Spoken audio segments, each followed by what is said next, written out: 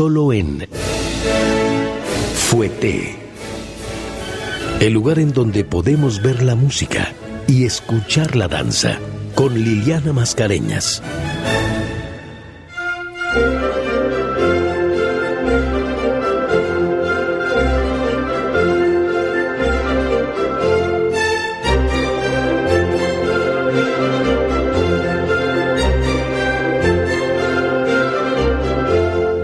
Muy buenas noches, ¿qué tal? ¿Cómo le va? Les doy la bienvenida a Fouetté, este espacio de Opus 94, en donde semana a semana podemos ver la música y escuchar la danza. Yo soy Liliana Mascareñas y hoy pues vamos a tener un programa alrededor del Día Internacional de la Danza, que se celebra justamente el día de hoy, 29 de abril, desde 1982, en que la UNESCO declaró la conmemoración del día de esta disciplina. Y no es casual que justamente el día de hoy, 29 de abril, se celebre el Día Internacional de la Danza, ya que en este mismo día, pero de 1727, nació en París Jean-Georges Noverre, un bailarín, coreógrafo, maestro de ballet y teórico de la danza. Él compuso más de 150 coreografías que no se han representado prácticamente ya desde hace 200 años. Incluso de la mayoría de ellos ya ni siquiera queda el registro musical. Hay algunas anotaciones de partituras, algunas observaciones de intérpretes, pero a pesar de que ya no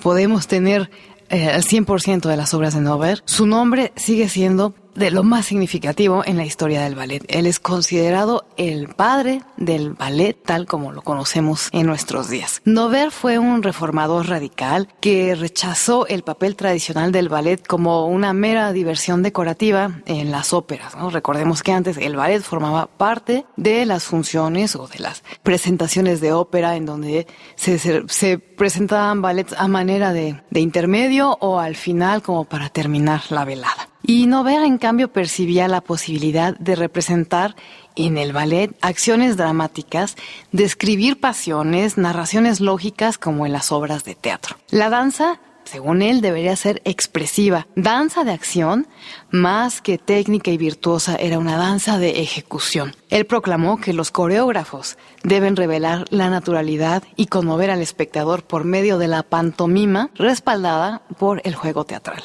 Noverre empezó sus estudios de danza en Francia, en París, con Marcel y Louis Dupré. Debutó en el Teatro de l'Opéra Comique en París en 1743. Y fue ahí que en 1754 se presentaron por primera vez sus ballets Las Fiestas Chinas, que se cree que tenía música de Jean-Philippe Rameau, aunque como él no hacía anotaciones, por lo menos en el programa, no hacía anotaciones de los créditos de la música, pues no se tiene la certeza. Y además también se sabe que él fue al final el ballet que menos le gustó, así que en el catálogo de sus obras él como que incluso omitió esta parte de su historia. También estrenó ahí en París otro ballet que se llamaba La Fuente de Juvencia. En 1755 viajó a Londres por invitación del célebre actor David Garrick, que era un maestro en el arte de la pantomima, para reponer ahí justamente Las Fiestas Chinas en el Teatro Drury Lane. Noverre regresó a Francia y por ese tiempo redactó en Lyon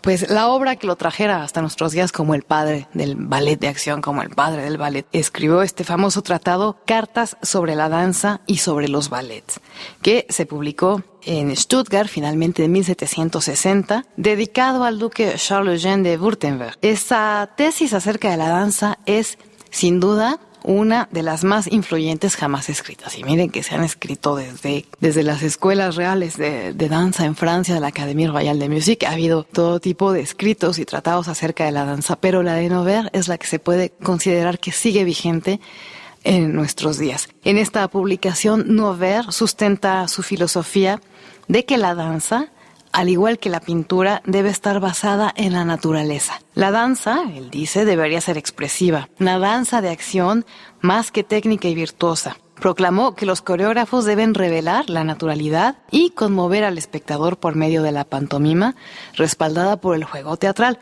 Este escrito es fundamental para comprender la evolución que tuvo la danza clásica hasta nuestros días. Además de que sus recomendaciones son de una gran actualidad. Por otro lado, sus teorías fueron un apoyo fundamental a la danza de teatro, es decir, a la danza ya que se estaba popularizando para permitirle llegar a un público más amplio, principalmente a la burguesía en ascenso y a las capas pues menos favorecidas.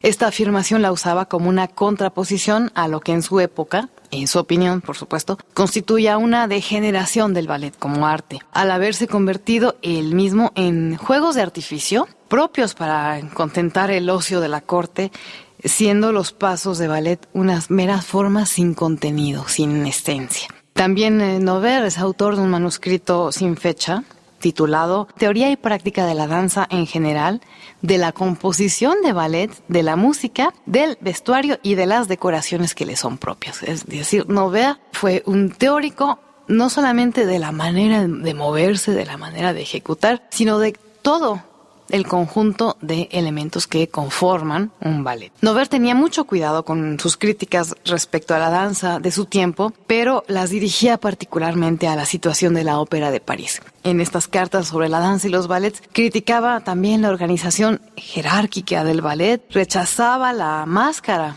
que él decía pues disimulaba las afecciones del alma. Él proponía un vestuario verídico, ligero y más adaptado a la danza, al movimiento, sí, a la ejecución. En cuanto al bailarín, Noverre pensaba que debe poseer una cultura general y amplia, incluyendo el estudio de la poesía, de la historia, de la pintura, de la música y de la anatomía. Con estas nuevas proposiciones que Noverre emite, se iniciará el ballet romántico poco después. Y es que esto que nos dice Noverre, pues es la pura verdad. Incluso ahora un artista debe nutrirse de todas las artes, no nada más concentrarse en su disciplina. Posteriormente en Stuttgart, con la protección de su mecenas, el señor Duque, Noverre puso en práctica sus propias teorías sobre el ballet de acción. Claro, por un lado, pues sí, era muy bueno para escribir y dar opiniones y estas teorías, pero pues por supuesto que él tenía que llevarlas a la práctica. Y fue aquí en Stuttgart en donde creó algunas de sus más importantes obras. Ahí creó 8 en total. El entonces dios de la danza, Gaëtan Vestris, de la Ópera de París, después de asistir a las representaciones, regresó a París proclamando el genio de Noverre.